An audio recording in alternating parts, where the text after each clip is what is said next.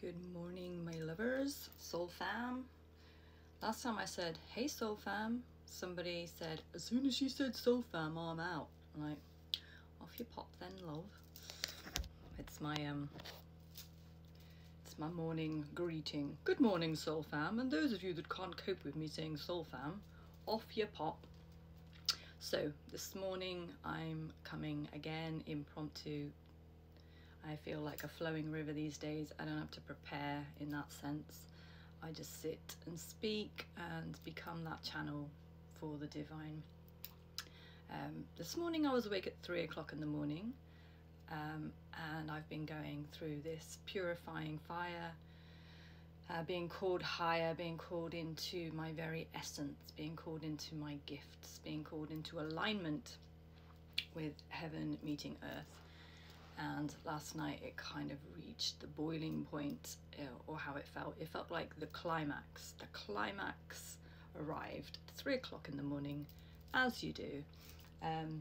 So I got up and I was writing everything down that I was feeling and sensing. And what was happening is what I saw a few weeks ago. Those of you that follow, those of you don't, and put it in a nutshell: God, source, love, creator, connection, love, was inviting me into a purifying fire where I would drink of the bitter chalice. And I said, oh, that doesn't sound too good. But when I drank of the bitter chalice, it tasted the most divine sweet wine I've ever tasted. And as I'm stepping over the threshold and I've put myself in that metaphorical purifying fire, I am seeing myself being refined as gold. And last night I saw myself being refined as gold, and I was looking at myself in the fire as this liquid gold, and I was searching for impurities, I was searching for dust, I was searching for foreign bodies, but it was crystal clear.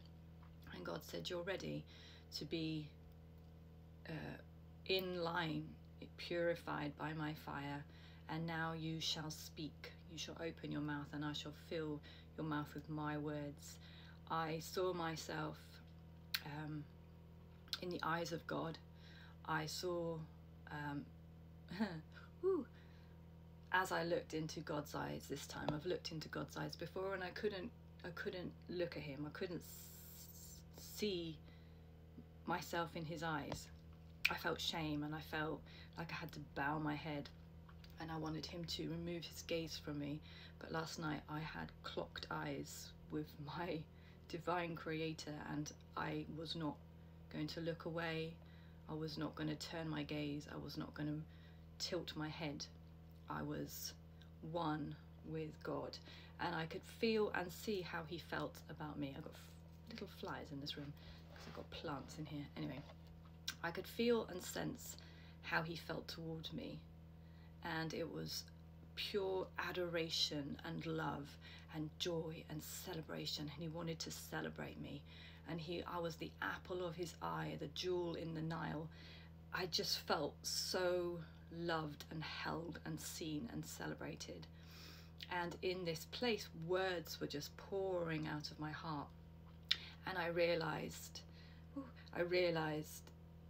that he that is within me is now, I'm stepping over a threshold into my full divinity, my full essence, my full power, to be a display and to be an example of what it means to be connected to God, to source, to love, to creation, to life itself. And last week I was hearing this voice saying, you have tasted of the chalice of death. Now drink life, and life to the full. It says those in Christ have life to the full. I'm not talking religiousness here.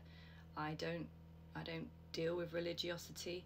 I deal with life, life source energy, spirit flowing, full embodiment of who we were created to be. And many of us don't get that far. We see glimpses of our true self, our true divinity. We might get flashes and suddenly feel empowered, and then we fall back. And last night God was saying, you can contain this. It felt as if the entire universe was within my container, within me, And I was like, oh, it's a lot. And God was saying, you can contain this. You've been training for this. You've walked many paths, practicing for this very moment. And I've been teaching you, and I've been sharpening you as iron sharpens iron. And here you stand today. This is a new chapter. This is a new precipice where you will speak and you will love others back to life. And I'm not saying this in a look at me, because my job was to first discover it for myself with the intention of calling others to this place within themselves, within yourself, to know who you are in your true embodiment, the truth of who you are. And sometimes that can be going through fires, where things are stripped away, that things that are holding you back, things that are standing in your way, things that are blinding you from the truth. And some, people are like, I don't want that friendship to fail, I don't want that relationship to fail, I don't want that job to fall through. But if you trust everything, I'm for you, not against you, and God's ways are not your ways. And if you truly are a seeker, and I am calling for the seekers, not the ones that want to tell me something that they don't understand. I'm looking for the seekers, and I'm calling the seekers, the hungry, the thirsty, the ones seeking and searching for life itself, those with ears to hear and eyes to see. Those are the people I'm talking to. And in this place, I saw many flashes of a reality of what I'm becoming, or what I am, what I've always been, but I'm just peeling off the layers like that little Russian doll.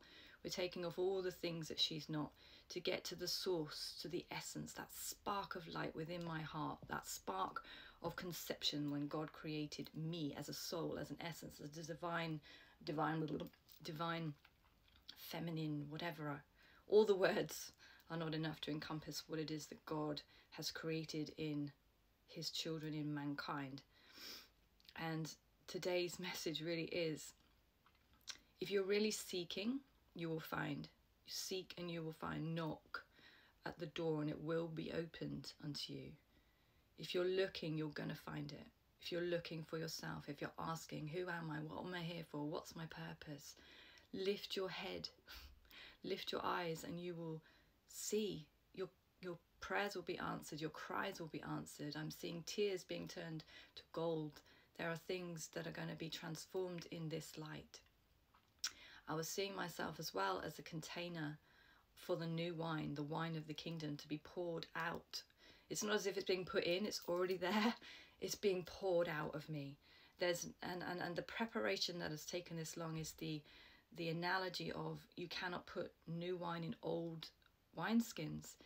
Churches can't contain this new wine. People have rejected this truth. People have rejected the Spirit because it doesn't fit in their boxes.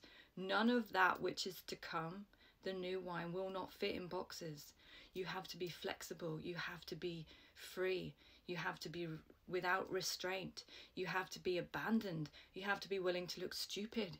You have to be willing to be a fool in order to contain this wine.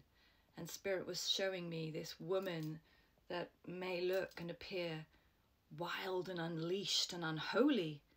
And he was saying people will cry out that you're blasphemous, or you're a witch, or you're not against God because they won't understand how it looks and how it sounds. But it is the truth, and those that know the truth will recognize the truth.